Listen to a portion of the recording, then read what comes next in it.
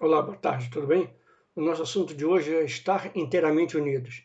Eu vou ler lá em Atos 2, do 42 ao 47, que diz assim: E perseveravam na doutrina dos apóstolos, e na comunhão, no partir do pão e nas orações. E em cada alma havia temor, e muitos prodígios e sinais eram feitos por intermédio dos apóstolos. Todos os que creram estavam juntos e tinham tudo em comum. Vendiam suas propriedades e bens, distribuindo o produto entre todos, à medida que alguém tinha necessidade. Diariamente perseveravam unânimes no templo, partiam o pão de casa em casa e tomavam as suas refeições com alegria e singeleza de coração, louvando a Deus e contando com a simpatia de todo o povo. Enquanto isso, acrescentava-lhes o Senhor, dia a dia, os que iam sendo salvos. Então, qual o perfil desenhado por Deus para uma igreja apostólica? Logo que os apóstolos iniciaram a difusão do evangelho em Jerusalém, sem a presença de Jesus, deram uma demonstração que haviam entendido a essência da igreja desenhada pelo Senhor.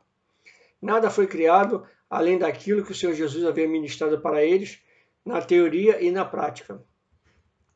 Pedro impactou a cidade, que estava com a população aumentada em função da festa de Pentecostes, quando os judeus vinham de todas as partes para celebrarem o Senhor, com um poderoso e duríssimo sermão, traçando a trajetória profética de Jesus. O impacto não foi apenas pelo fato de um mero pescador se dirigir à multidão, como se fosse um rabi, mas sobretudo pela poderosa e agressiva unção, pelo fato de ministrarem em outros idiomas e pelo confronto direto ao exortar o povo ao arrependimento e à conversão. É difícil encontrar, mesmo em nossos dias, um pregador que tenha pregado com tanta veemência e dureza para os judeus como fez Pedro. Pedro não pregou como um pastor, nem como um evangelista, mas como um apóstolo.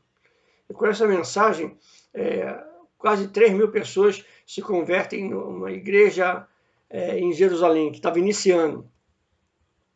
Como a multidão tornou-se mais fácil identificar a igreja, uma vez que estabeleceu seu novo modelo de vida, que chamava atenção por fugir do padrão tradicional de comunidade existente de judeus. Obediência, fidelidade, amor, ações sociais intensas, alegria, testemunho, perseverança, ofertas altíssimas, tudo isso era novo, causava impacto na sociedade. Esta era a igreja que deveria mudar o mundo, uma igreja apostólica para a implantação do reino de Deus em toda a terra. Então, segundo, qual o propósito estabelecido por Deus para uma igreja apostólica? Na parte dessa lição, você compreendeu o perfil de uma igreja apostólica. Nesse segmento, você entenderá o propósito divino para esta igreja apostólica. Quando, na lição número 2, oferecemos uma definição sobre a expressão perfeita varonilidade. Explicamos que estas palavras não definem necessariamente a masculinidade do corpo de Cristo, mas, sobretudo, a reprodução e o crescimento desse corpo. A reprodução de um corpo só é possível se ele estiver em plena capacidade de sua funcionalidade. Se ele tem saúde, ele se reproduzirá bem e gerará um corpo perfeito. Se ele tem deficiências, se reproduzirá com deficiências.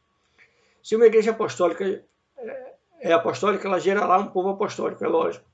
Se ela estiver no modelo pastoral, seus membros se reproduzirão no modelo pastoral. Para entender o propósito, você precisa entender o perfil desenhado por Deus.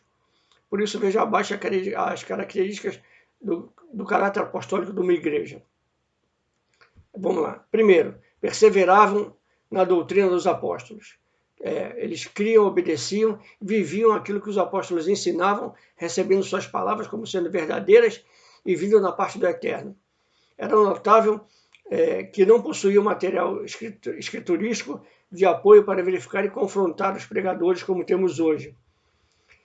É certo que eles possuíam a lei e os profetas, mas o ensino mais profundo, autêntico e revelacional tinha uma roupagem nova e era apresentado como fundamento sólido para o estabelecimento do reino de Deus, cujos princípios tinham sido anunciados e introduzidos por Jesus durante o tempo de cumprimento do seu ministério. Então, a conversão genuína gerou confiança nos apóstolos. E, é claro, Essa confiança não foi gerada apenas por eles serem apóstolos, mas principalmente porque eles tinham autoridade apostólica, unção apostólica, palavra apostólica, conhecimento apostólico, revelação apostólica, unidade apostólica e disposição apostólica. E respaldavam essas 7 virtudes apostólicas com prodígios, sinais e maravilhas, autenticando o que lhe fora dado pelo Senhor Jesus. As consequências imediatas desse conjunto de fatores somadas se manifestaram de 2 maneiras.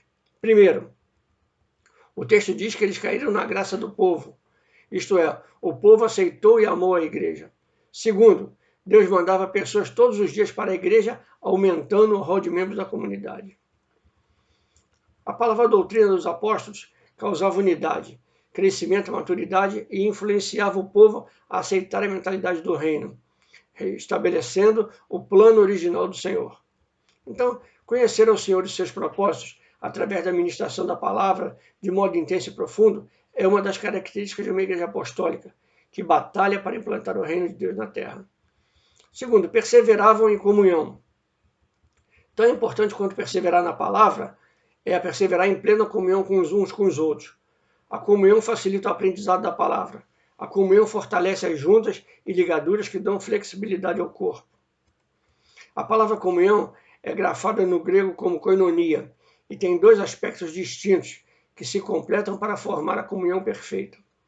Um deles é o sentido de radicalizar a amizade e o outro é de desenvolver a visão e os objetivos comuns. Então, se 2 pessoas não forem possuídas por uma amizade forte, leal e baseada na verdade, não poderão jamais estabelecer em suas vidas a mesma visão e os mesmos objetivos. A Bíblia ensina que 2 pessoas em desacordo nunca caminharão juntas. Está lá em Amós 3:3. Andarão 2 juntos se não houver acordo entre eles. Então, a koinonia, a comunhão, é outro fundamento do reino a ser implantado pela igreja. Nunca teremos um reino sem comunhão. Jesus declarou que o reino dividido fica deserto. A comunhão não é opcional. A igreja, ela é um fundamento apostólico. A visão do reino só pode ser desenvolvida e cumprida dentro de uma comunidade unida e em torno desta visão. Veja como a visão depende da comunhão. Quando os judeus estavam na escravidão no Egito, eles eram unidos e mantinham sua comunhão. Como esta comunhão e união, eles receberam a visão da liberdade e saíram com o mesmo desejo de alcançar a terra prometida. Quando estavam no deserto, alguns problemas provocaram desunião, insubmissão, murmuração e divisão. E qual foi o resultado disso?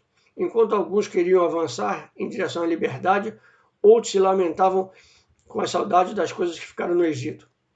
Essa quebra de unidade e de comunhão causou uma série de eventos que marcou a travessia do deserto com a punição divina e finalmente com a morte de todos que saíram do cativeiro de 20 anos para cima, com exceção de Josué, Caleb, o sacerdote Eliezer e os de 20 anos para baixo, que mantiveram seus olhos e suas mentes fixos na terra da bênção. Então, a travessia do deserto, segundo a opinião dos profissionais treinados em logística, demoraria no máximo 49 dias. Seriam exatamente 7 semanas. Mas a murmuração ocasionada pela divisão os fez parar no Sinai, onde receberam a lei. As reclamações e a falta de unidade decretaram o bloqueio da caminhada, impedindo o cumprimento do propósito divino a respeito deles. Então, para a gente entender que a falta de unidade e a quebra da comunhão na igreja interrompem a sua caminhada, anulando um dos fundamentos do reino e impedindo o cumprimento do propósito divino. Então, por isso que eu quero trazer essa mensagem para você hoje. O que é andar em comunhão? Inteiramente unidos. É você viver sabendo que você depende do teu próximo, que o teu próximo depende de você, que você tem que andar junto e ter a mesma comunhão, porque se você não tiver comunhão, um vai puxar para um lado e um para o outro. Então, tem que ter o mesmo sentido, a mesma visão, buscar o mesmo caminho, a mesma intensidade, para que o Senhor possa se revelar a nós, trazer graça, trazer conhecimento, trazer inteligência, trazer mudança de hábito, mudança de estrutura, para que você se fortaleça nele. E eu quero te abençoar. Isso tudo, nós só vamos conseguir isso tudo se entregarmos a nossa vida e confessarmos Jesus como Rei, Senhor e Salvador dela. Eu quero te abençoar nessa tarde em nome do nosso Rei, Senhor e Salvador Jesus Cristo, e declarar para você, ainda dá tempo.